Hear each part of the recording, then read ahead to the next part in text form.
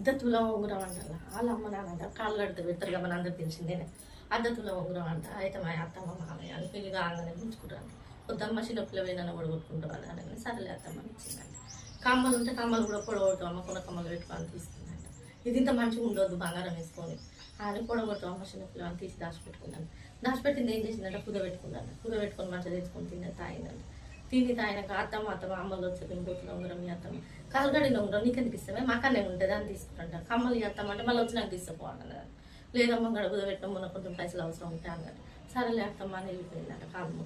ఇంకా ఈ పిల్ల పోయేటప్పుడల్లా అత్తయ్య మొక్కాలంట, మొగని మొక్కాలంట, మరిది మొక్కాలంట, అత్త మామయ్య మొక్కాలి. ఇంకా అమ్మమ్మలు ఉంటారు కదా అత్త తల్లు మామ తల్లు వాళ్ళవి మొక్కి అందరు మొక్కిపోయేదంట వచ్చాయంట.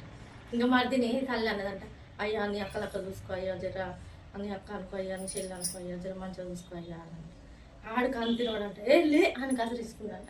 ఇంకా దీన్ని